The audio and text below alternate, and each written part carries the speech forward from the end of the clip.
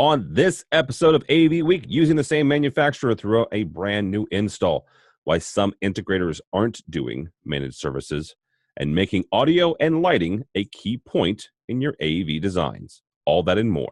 Next on AV Week. The network for the AV industry. What are you listening to? This is AV. This is AVNation. This is AVNation. This is AV Week, episode 343, recorded Friday, March 23rd, 2018. Ambience. Support for AVNation is brought to you by Atlas IED, innovative audio solutions for every business environment, and by SDVOE, the platform for networked AV. This is AV Week, your weekly wrap-up of audiovisual news and information. My name is Tim Albright. I am your host. With us to talk about the news and information we have gathered this week, first and foremost, holy crap, we thawed him out from cryogenic freezing. His name is George Tucker, and he makes his triumphant return to AVNation. How are you, sir? Oh, boy. That's a lot to live up to, but thank you very much. Well, it's not like I said, I expect, I don't know. How are you? You been good? I've been good. Good. Also with us, Mr. Josh Schrago from TCOM. How are you, sir? Doing well. Say, George, do they keep you in the same cabinet where they keep Walt Disney's head? Separate cabinet, different one. Just Jace. Right, Jace. All right. From Commercial Integrator, his name is Craig McCormick, and he's a lifelong Boston Red Sox fan. It's the best I got for you. And I was going to mention, at least George didn't find the same fate as Ted Williams. Wow. Wow. Who actually didn't they eventually end up freezing Ted? Oh, he's frozen, and his head got chopped off too. His head and his torso are in two different chambers. All right. I hope somebody someday actually figures out what to do with those people. All right, last but not least, a brand new person, so you boys please be nice to him. His name is Jim Cahoon, and he is from AVWeek. How are you, sir? I'm doing great this morning, thanks. Good. All right, so here's actually, you know what? Before we get started, really small programming note. AVNation has an Alexa skill, and Josh, I'm chuckling because Schrago and I have gone back and forth about the validity of voice control and the voice assistance for a number of months and years now. But I thought it was time to at least dip our toe into it. So you can get the daily download. The daily download is our 5-minute clip show on a daily basis. You can get it as a flash briefing. All you have to do, if you have an Echo, you go into the settings, you search for AVNation, you search for daily download, and you can add it to your flash briefing. Really quickly, a flash briefing is you tell Alexa, what's the news, or what's my flash briefing, and it'll play you a list of news programs. The BBC is on there, NPR is on there, and now we're on there. So this seems like a perfect opportunity to discuss IoT and the fact that it has a new definition. Is not. Have you heard its new definition? IoT does. What? Have you heard about this? Oh, malware-ready device. Oh. So anyway, we have a skill on a malware ready device. So there you go. We won't deliver malware. So, thank you, Trago, for bursting my bubble. Pop. He is a sunshine. Shut up, Trago. All right. Ding. Top story comes to us from our friends over at AV Magazine. Worldwide technology in St. Louis, Missouri. Woohoo! About 25 minutes that way. If you're watching the video, has standardized on layout and planar LED and LCD displays throughout their 200 plus square foot facility. There are 50 LCD tiles in their video wall in the atrium, 6 4K displays built into their auditorium, as well as distributing a 98-inch planar ultra-res displays all throughout their meeting and their conference rooms. It is a impressive building. If you are from St. Louis or you are familiar with St. Louis, it is in the Westport area, just off of 270 and Page Boulevard. It's an impressive building. Worldwide Technologies, if you're not familiar with them, you probably actually should be. They're an IT company, and they are a IT provider. They also do a fair amount of AV themselves for some of their clients. So first and foremost, Mr. Tucker, I'm going to start with you. When it comes to installations like this, and like we said, it's a brand new facility. They just opened it a couple months ago. When does it make sense to standardize on one display provider, and not even display, but one manufacturer for a specific product type? Well, I mean, for that, first of all, that size of an installation, of course, you want to go with as much commonality as you can, right? That makes installation and any kind of rigging or encoding for those devices just one simple process. The second is that when you're dealing with video walls, you know what you can get your replacement on, and you're not having 5 different types of screens that you have to make bezel or gap compensations for. I mean, just running around a tech to go, okay, how do we get that image to look right? We've all been to, say, medical centers or urgent cares where they have these little video walls that some AV company has put in, and they're always down or the images are askew. This is a company that's really put its worth in how it presents itself, the information, its messaging, and its sort of remote connection and communication. So standardizing gives you that ability to just make sure it works. It's the same thing we do if we were going to do a Fortune 10 or a Fortune 50 company. What do you do to make it work? You standardize on a number of items that you know does what you want it to do, and therefore the tech support of it or the installation of future remote offices is really simplified. So yeah, I mean, I think that's great. I'm also impressed by the was it you said 98-inch screens? 98-inch, yes, sir. So we are at the age of where you really don't need projection for that large audience. Well, moderate audience. I would take slightly interest or issue with that because former tech manager here, right? In classrooms, in standardized classrooms, and these were installations where it was 25 to 30 students in our classrooms at Lewis and Clark, where I was a tech manager. We standardized on 120 inches. That was our standard projection screen. And we even when we went to 16 by 9 as opposed to 4 by 3, it was 120 inches. And so I don't think that we're quite there yet with displays. Would you disagree with that? Well, for for a lecture hall room where it's going to have, say, 100. Well, lecture halls are obviously going to be bigger and deeper, and you're going to have service more people. Yeah. Yeah. So projection, of course, reflective technology is going to be what you want in some sense. But for those larger scale boardrooms, for those larger scale training centers, for that room that they were doing, the conferencing rooms and the education rooms and the committee rooms, I think you're at a point, though, where these screens are of a price range that emissive technologies are probably a better, cheaper, and more longer lasting solution.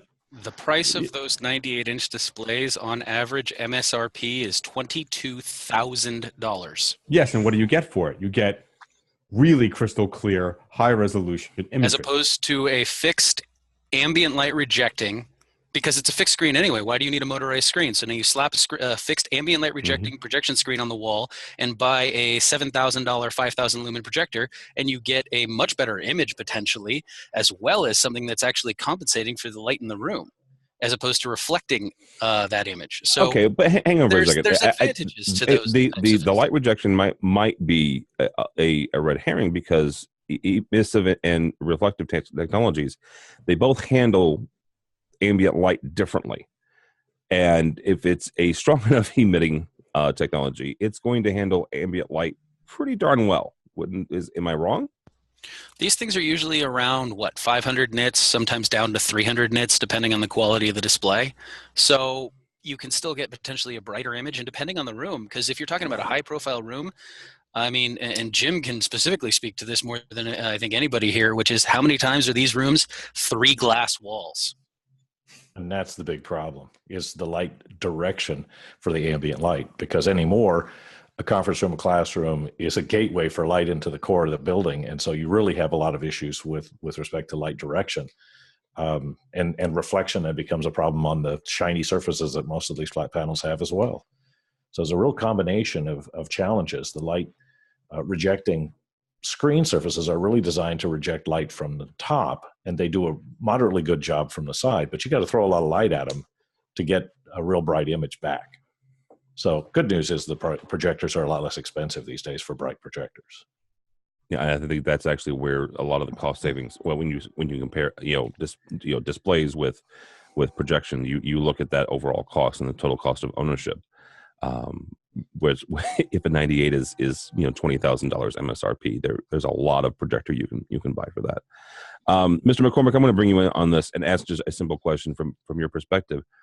Who benefits from stories like this? Is it Layard and Planar? Is it the integrator that put it in? Is it worldwide? I mentioned the fact that they also do their own fair share of AV support and installation for their clients. Who best benefits with stories like this? I think everybody gets some benefit out of it, in different ways. One question I always ask when I do stories that are similar to this, when they're project stories, is has this project generated new business for you? Like, are you getting another job as a result of doing this project? So I think that having the integrator mentioned, having some of these other companies mentioned, certainly helps them to get more work. I think Planar and Layard are well enough known that they maybe don't need stories like this to get work, because they're working through the integrators anyway. So,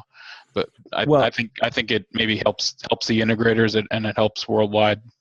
George, I'll bring you in on that just to kind of counter that one.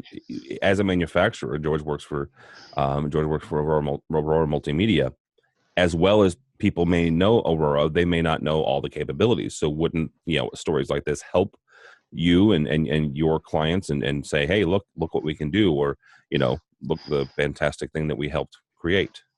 Yeah, well, in any case, case studies are always helpful, especially when you're dealing with the design or the acquisition departments. Name recognition or something you can show tangible is always a benefit. It's not just your own media. It's, hey, here's a independent media who featured our stuff that said, hey, this is fantastic, and here's some glossy pictures. Right. So it does help a great deal. And that's not to be disparaging to anything. No. But, I want to make sure that I'm not saying that, but it's a great forum to say, we have this noted, and there's never a downside to being mentioned in such a thing. Yeah, I'm not saying you shouldn't mention the manufacturers, and in fact we do mention manufacturers in our stories, and a lot of our case studies come directly from the manufacturers rather than from the integrators, and then we have to circle back with the integrator and catch up with them, because we like to tell the story mostly from their perspective rather than from the perspective of a manufacturer. So, but we certainly mention manufacturers when we do our case studies. So certainly that helps them as well. All right. Speaking of commercial integrator stories, that comes where our next story comes from. And Craig McCormick wrote it. Look at that. It's crazy how that works out. It's almost like you planned it that way. Every once in a while, the universe aligns, and we're able to do stuff like that. But Craig wrote a story from the NSCA Business Leadership Conference, which he and I were both at a couple weeks ago, talking about managed services.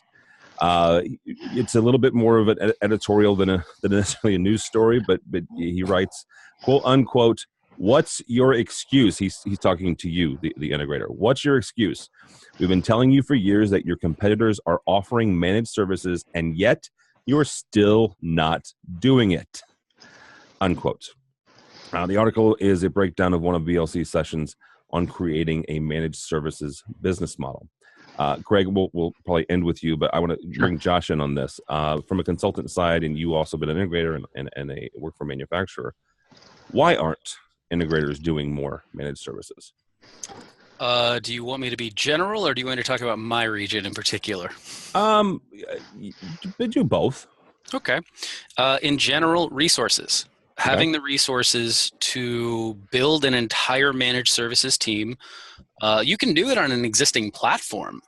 There are several of them out there, and I'm not going to endorse anybody, but there are several platforms out there that will provide you notifications, will provide you maintenance capabilities, will provide you programming capabilities. There are new ones emerging constantly from all sorts of different places. But if you don't have the resources in order to actually build it and actually support the clients, then it doesn't do you any good. And that's where we get into needing to expand our services and continue recruiting and developing in order to put people in those positions, because you're also looking at new skills, soft skills and hard skills that have to be developed for the talent that comes into it. Now, specifically in the Bay Area, one of the reasons we don't see AV contractors necessarily doing a lot of managed services, and there are some that do, and they are very successful at it. And I constantly recommend putting in a management platforms to any project that I'm designing. But the reason you don't necessarily see the contractors managing it is because there is a big push to move to in-house tech teams. We're seeing a lot more tech managers that are managing their own projects. We're seeing a lot more tech managers that is my direct client relationship, where they are overseeing the AV system, and it's I want a contractor to put this together for me.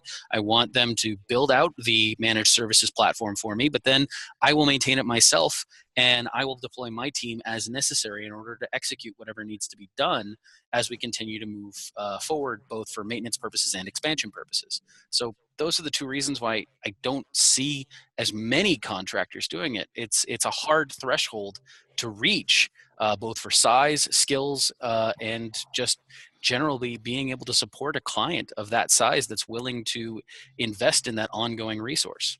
All right, Jim, you are an integrator from the San Francisco Fremont area, as well as AVNation has other offices as well. Is Josh right on why some integrators may not be doing that? Those are two of the big reasons, but I'm going to add a third, and that is, as an industry, I think the AV industry has been deathly afraid of networking. And if you don't understand networking, to be able to go sit down with InfoSec and say, hey, I need to reach into your network so that we can actually pull information out, or even worse, do remedial work back in, is anathema to their existence. So, if you don't invest in having the knowledge in-house to be able to talk intelligently and do something useful with networking, you're never going to get to managed services. All right, Mr. Tucker, from a manufacturer standpoint, what can manufacturers do to help integrators start doing managed services or, support what they've already started? Well, both Josh and Jim bring up really good points, right? It is about having the team to do that, as opposed to, say, an internal team, which may not always know AV stuff or know how to solve the problem once they get there. You have to be able to have a team that understands networking, understands the need for resources and for that team to work efficiently. I think there's a couple of really sort of apropos quotes that I pulled out of this. That was, it's not, what do you say? It's more culture than aptitude. It's not so much a style issue as it is a focus issue. To Josh's point, you have to focus on that. And that the guy is saying that they want to get into the customer's IT network. Those are both points that Josh and Jim brought up that are really at the core of it. You have to dedicate a team to it. You have to be willing to get there and be responsive to those needs. Otherwise, they're going to develop their own team who may not do it as well as you are, but you have to have that expenditure. Yeah, I think it is a viable forum to get a recurring revenue, but you have to really say it's not the guys in the truck, it's not the installers that do it all the time. They may be able to take a call from someone, but you have to have a set of people who say, I'm here to take that call to respond and repair whatever you need. Yeah. All right, Mr. McCormick, I have one bone of contention with you on this, and I want you to hit back at me on this. Sure. You write, quote unquote, since everything AV can be offered as a service today. Everything? Really? Pretty close. Explain that to me. Explain that to you? I think there's ways to make everything that AV integrators do into a service, and NSCA has a program that caters to exactly that. Okay. Like programming and the equipment we put in and all that. Everything. Okay. You can do it all. This particular article was based on a session at BLC that it was a breakout session, and I walked away and I couldn't believe how many people in the room didn't understand the benefits of managed services, didn't understand, why they should be exploring it. That it seemed like there were more people in there rejecting the idea of doing it and finding reasons not to do it than understanding that it is something that they should consider. Okay, not to be silly, but then why did they go to the session? I think they were trying to learn. I think they were. I'm serious. Here's the thing: it's not cheap to go to the Business Leadership Conference or any of these conferences, but we're specifically talking about this one.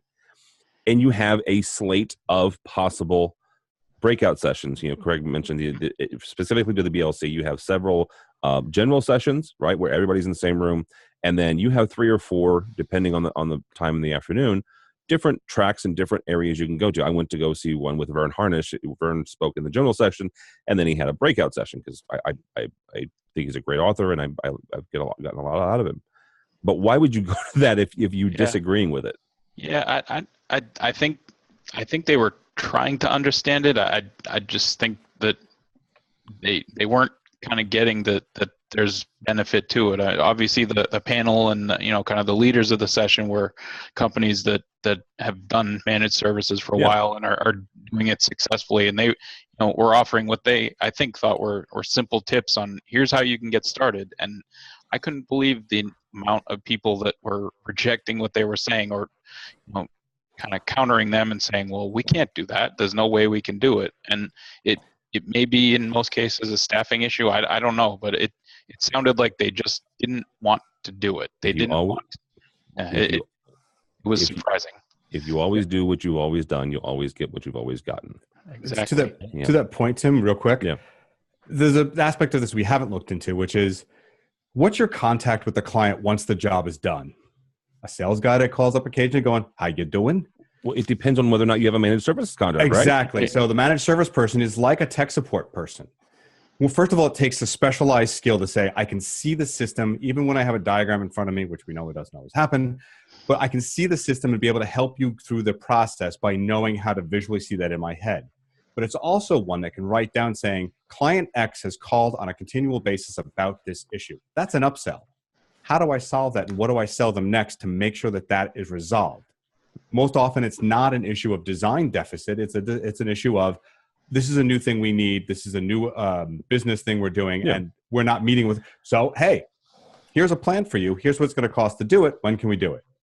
That's you're in on a constant basis for a client who will not think they need an upgrade, but they do. Yeah, it's a growth of their business, and they're suddenly realizing, something that they need. So, all right, guys, last story here comes to us from Innovate on the Net. Innovate gathered a panel during Integrated Systems Europe in February. Talk about the design and specifications of AV systems. And one of we'll put a link to this specific discussion on this episode's page. One of the questions they asked, though, was whether audio and lighting was properly represented in the design and specification process of audiovisual installations. So, Mr. Tucker, we'll start with you on this. Does video, I guess, get all the limelight from audio and lighting, and I'll put control in there as well when it comes to specs and designs? I think it gets far too much of it at the loss of the other two. I mean, we were just talking about ambient light. We're talking about light control. We were talking earlier about how those different things can affect what you put in, and not enough of it is considered when we're talking to architects and the builders, and they want to put in certain fixtures because the aesthetic is what they want. But it doesn't always help, say, if you've got these very fancy blown glass lighting fixtures that are placed in a center where you're going to have bad audio because the audio to get enough power is going to rattle those, or you have to reduce the power of that audio so it doesn't do that, can be a problem, especially these huddle rooms. We're making standing wave rooms. Half of these things are rectangles or squares, and you're going to make standing waves. Nobody's considering that when they say, well, hang on real quickly. Yeah. Explain standing waves for those of us who are not audiologists. Okay, so it's the idea that when a sound wave goes across a room, it can bounce off the walls, right? If you've done your CTS, you've got the angle of incidence is equal to the angle of reflection or vice versa, and it creates a wave in which eventually you can create a null. They bang into each other in the middle of the room, and then you get waves crossing each other, and then they null them out, so you have no sound.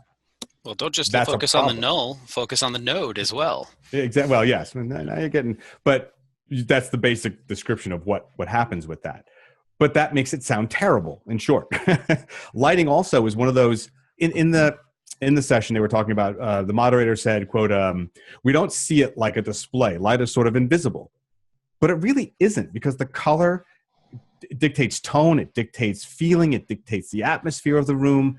Those things really do matter. And if you're just putting up a bunch of fluorescents with ballast, they could work. But if you're trying to create an environment like our previous story from WTF, I'm sorry, I've forgotten their name. Worldwide Technologies. So Worldwide Technologies. They're creating an environment with not just that technology, but the lighting. Look at those pictures. That's lighting. lighting is really far more important in our lives than we ever try to consider in getting work done and keeping focus and being happy and not exhausted at the end of the day. So we sell that far too short. I think too few of our commercial integrators see that as one thing they should do, or at least be involved in, because it really does matter a great deal. All right, Jim, as the integrator, I want to bring you in on this. Do you think it's something that we pay enough attention to? Well, it certainly doesn't get enough attention. It's an area that we focus on, because if we can't originate a decent signal, either video or audio, then the communication that happens out of that room is a failure. And that's one of the things that we have to help people understand, whether it's the architects who are designing all hard surface rooms, or whether it's clients who have a different vision of what the room needs to be, or I don't want to see stuff on my table, which is one of the toughies. And I want microphones to be hidden, and I want speakers to be hidden. Okay, that's not going to work very well. So let's explain why that matters. Those conversations just have to be had, and if the client makes poor decisions, the result is poor. But unfortunately, they don't see those results in the room. They have to go to the other end of that communication to experience the failure. And so I think we have to help them understand how from outside the room, what happens inside the room matters so much. Yeah. Josh, you're a resident consultant today, so explain to us how we can pay more attention to the lighting and the audio. Well, it comes down to, again, spending time with the client. It comes down to, the fact is we actually have video conferencing light standards from, well, technically it's still an Infocom standard because it hasn't had to be renewed yet, but our trade association, AVWeek, has a standard for this, which helps in understanding that. But the perfect example of it is, if you're listening to this, go look at the video. Look at the different environments that we're all sitting in right now. I've got glare bouncing off of everything around me. Other people are properly lit. Tim's in shadow. It's fine with that, but Tim's still in shadow. And we run into these problems where that becomes an issue. Can I properly see? Can I properly convey a message? Because body language is still part of one of the biggest factors in communication. And if you can't see properly, the same would boil down to acoustics. I'm sitting in a square room. You can actually see acoustic tile right here that is on the right wall and on the wall in front of me in order to absorb sound. We want to make sure that we're trying to prevent this. And that's where hiring an acoustician and actually listening to the acoustician, making sure that the acoustic materials are installed correctly. The acoustician we have here at TCOM has pictures and horror stories for years about the types of things that people have done in their environments that have done more damage than good. And and then it becomes an afterthought. And we're very familiar in the AV industry about being the afterthought. About, we're just going to slap a display on a wall and it's going to be fine. It doesn't work that way. And acoustics is another one. Lighting is something that one project I'm working on right now, there was a requirement in certain rooms that it had to be 50-foot candles at the student desks. And for those not familiar, imagine needing to wear sunglasses inside because the room is just that bright. And then try and design AV around that so you can actually see a screen. Talk about ambient light. Yeah, so that you can actually see images. And these are just the requirements that were defined for the project. And we have to try and counteract that and play with that. So it's grasping an understanding as to what does that actually mean? What does the brightness of the room really need to be in order to properly read a document? What does the brightness of the room need to be in order to view material on a screen? Is there ambient light coming in from the outside, and which direction is it going to come from? Are the windows south facing or the windows north facing? All these things play factors, and we just have to start looking at the environments as much as we look at the technology, so that way we can provide solutions and make recommendations that might exceed beyond our scope, but provide value and give the client a better experience in general. No. All right, Mr. McCormick, you'll have the last word on this. What can manufacturers and integrators and consultants, in Josh's case, do to better highlight what they're doing with lighting and audio, and what can be done? I would say that most customers and end users tend to focus more on the video because it's the most obvious thing in the room. I think it's up to the integrators, it's up to the manufacturers, the consultants to, like Josh and George and Jim are all saying, to kind of emphasize that audio and lighting are also important factors in what the room is going to do and how it's going to work and all that stuff. I think it's, it's important that they all kind of work together and not just if the display is up there and it works great and nobody can see it because the lighting in the room is terrible or nobody can hear the volume because the acoustics are terrible, then it's, it's a waste of money and it's a waste of time for everybody. Yeah. All right. That's going to do it for us. Gentlemen, thank you so much for joining us. Mr. George Tucker, it's always good to have you back, sir. How do people find you? You can find me at Tucker2s on all social media platforms. Tucker2s. Just don't spell Tuesday out. That's what I did. Yeah, so. exactly. Mr. Strego, thank you, sir, as always. Happy to be here. Thanks for having me. Absolutely. How do people find you and or TCOM? Well, www.tcom.com will lead you to glorious things that we're doing. We're completing some wonderful projects these days, one of which, rumor has it, may or may not be featured in a publication with one of our current panelists on this show. But of course, if you want to come say hi to me in person, you can drop by the SCN Think Tank or the AVIT Summit on April 19th down in San Jose. All right, very good. Mr. McCormick, thank you as always, sir. How do people find you or Commercial Integrator? Yeah, commercialintegrator.com, and on Twitter, I'm Craig McCormick. Where he tweets about, Boston Red Sox. And the Patriots too, but I didn't want to mention that because they lost. I've never heard of them. Yeah. Jim Cahoon, thank you, sir. How do people find you or Avidex? Avidex is Avidex, AVIDEX.com. And so that would be the place to start. There's lots of information there, and direct communication with me can be Jim Cahoon or J Cahoon at AvidexAV.com. All right, and we'll tell you how to spell Cahoon on this episode's website. Just go to the episodes page and you'll see what I mean. So it's not spelled how you may think it is. So don't follow me on the Twitters at this point. I'm crossing my fingers that the Blues at least make the playoffs. Go by the website if you would please. AVNation.tv, AVNation.tv. You will find this program and a host of others. Do me a favor, check out our AV Profession podcast. It's a look at how to make your audiovisual business better, actually. We've done a couple things. We've interviewed some business consultants, and we're actually starting to interview some business authors now. And the one that we released this month, I'm really, really proud of. We got a hold of an author by the name of Marcus Sheridan, and his idea of answering client questions to fuel your content marketing. It's a very fascinating read. The whole idea, honestly, is it's called They Ask, You Answer. It's very interesting. So also, while you're there, please go by and check out our underwriter section. These are the folks who help us and support us financially, help us bring you AVWeek and DSE, Digital Signage Expo, happening this next week. And eventually, about 2 months' time, they'll help us bring you Infocom and the AVNation tweet up, which will happen, I believe, on the Wednesday of Infocom. So all that and more at avnation.tv, avnation.tv. Thanks so much for listening. Thank you so much for watching. That's all the time we have for AV Week.